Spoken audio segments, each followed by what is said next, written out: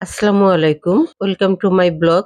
আজকে শুক্রবার, আর শুক্রবার মানেই রান্না বান্না। শুক্রবার আমার বাসায় মেহমান এসেছিল, তাই সামান্য আয়োজন। রান্নার সাথে একটি শিক্ষণীয় ঘটনা শেয়ার করব। অনেকদিন আগে এক স্বার্থপর লোক ছিল। অন্য সম্পদে ভাগ বসানোর জন্য সে সব সময় সুযোগ খুঁজতো, কিন্তু সে নিজের সম্পদের এক আনা অন্যর সাথে শেয়ার করতে রাজি ছিল না, এবং বন্ধুর সাথেও না, গরিবদের সাথেও না। একদিন লোকটি রাস্তায় তার ৩০টি স্বর্ণমুদ্রা হারিয়ে ফেললো। তার এক বন্ধু তার এই স্বর্ণমুদ্রা হারানোর কথা শুনলো। সে আবার ছিল খুবই দয়ালু এবং একজন ভালো মানুষ। ঘটনাক্রমে বন্ধুটির মেয়ে রাস্তায় এই স্বর্ণমুদ্রাটা কুড়িয়ে পেল। সে বাড়িতে ফিরে এই কথা জানালে তার বাবা তাকে বলে, নিশ্চয়ই এটা আমার বন্ধুর হারিয়ে যাওয়া স্বর্ণমুদ্রা। তাই সে লোকটির কাছে গেল তার স্বর্ণমুদ্রা ফিরিয়ে দিতে। কিন্তু তার স্বার্থপর বন্ধুটি যখন শুনতে পেল স্বর্ণমুদ্রাটি তার মেয়ে পেয়েছে, তখন সে লোকটি বলল যে আমার মোট ৪০টি স্বর্ণমুদ্রা ছিল। স্বার্থপর বন্ধুটি বলল, তোমার মেয়ে নিশ্চয়ই এখান থেকে 10টি স্বর্ণমুদ্রা সরিয়ে ফেলেছে। আমার মোট 40টি স্বর্ণমুদ্রা দিতে হবে।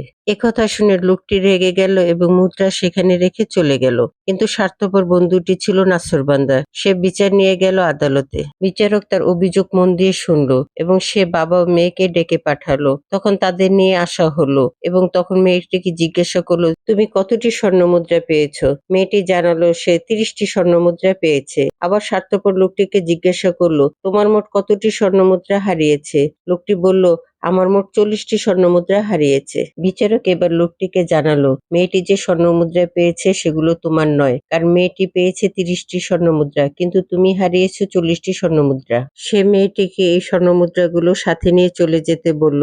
জানালো যে কেউ যদি জানায় তার 30টি স্বর্ণমুদ্রা হারিয়েছে তাহলে আবার তাকে ডেকে পাঠাবে। বিচারক লোকটিকে জানালো, কেউ যদি খবর দেয় যে 40টি স্বর্ণমুদ্রা পেয়েছে তবে তাকে ডেকে পাঠাবে। তখন সাথে সাথে স্বার্থপর লোকটি স্বীকার করলো যে সে মিথ্যা বলেছিল এবং আসলে তার 30টি স্বর্ণমুদ্রা হারিয়েছে, তাই তাকে সেগুলো ফিরিয়ে দেওয়ার জন্য অনুরোধ করলো। কিন্তু বিচারক তার কোনো কথাই শুনলো না। আমাদের চারপাশে এমন অনেক লোক আছে যারা স্বার্থপর, লোভী এবং মিথ্যাবাদী। অন্য সম্পত্তির প্রতি তাদের অনেক লোভ থাকে। এই লোভের জন্য কাছের মানুষের মিথ্যা অপবাদ দিতে তারা দ্বিধাবোধ করে না। অন্য সম্পত্তির প্রতি লোভ করতে যেয়ে তারা নিজেদেরই সম্পদ হারিয়ে ফেলে। তারপরে তাদের কোনো শিক্ষা হয় না, কোনো অনুতপ্ত হয় না। মহান আল্লাহ তাআলা তাদের হেদায়েত করুক এবং এসব লোভী মানুষ থেকে আল্লাহ আমাদের হেফাজত করুন। এখন আমি রান্নায় চলে আসি। আমি পোলাও, চিকেন এবং ফ্রেঞ্চ ফ্রাই রান্না করেছি। অল্প সময়ের মধ্যে এই রান্নাটা খুবই মজাদার হয়েছে। আমি চিকেনটা রোস্টের মতন রান্না করেছি। আশা করি ভিডিওটা সবার ভালো লেগেছে। সবাই আমার পাশে থাকবেন। আল্লাহ হাফেজ।